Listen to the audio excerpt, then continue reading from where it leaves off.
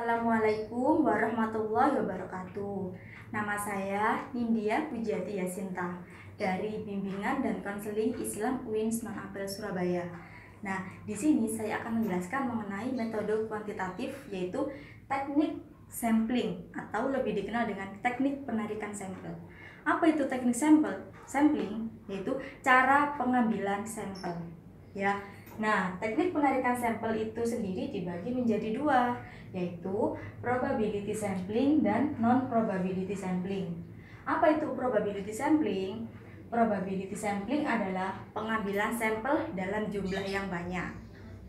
Kalau non-probability sampling yaitu pengambilan sampel dalam jumlah yang sedikit. Biasanya kalau probability itu digunakan untuk metode kualitatif, kalau non-probability untuk metode kuantitatif.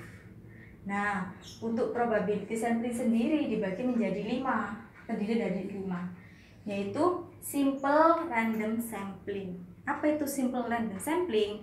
Simple random sampling adalah penarikan sampel secara acak dan sederhana. Acak dan sederhana, atau sejenis dengan arisan, contohnya kayak arisan gitu. Itu pengambilan sampel secara acak sederhana.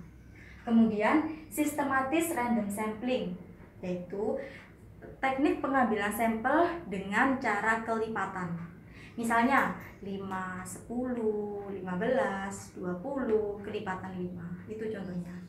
Kemudian stratified random sampling adalah pengambilan sampel tanpa wilayah yang spesifik. Jadi tidak dibatasi wilayah, tetapi dibatasi oleh suatu masalah. Gitu.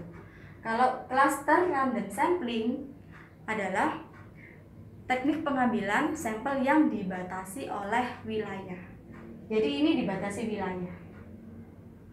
Kalau multi-step sampling adalah pengambilan sampel secara bertingkat.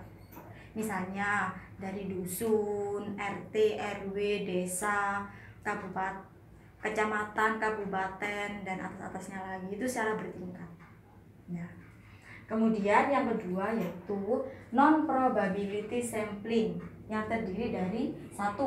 Purposive sampling. Apa itu purposive sampling?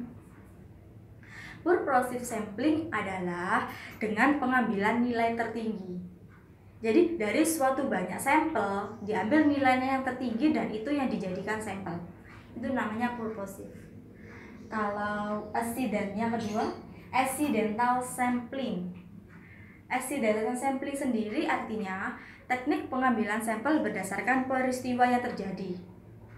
Misal peristiwa kecelakaan, peristiwa kebakaran, gitu. Jadi ketika ada suatu peristiwa yang terjadi.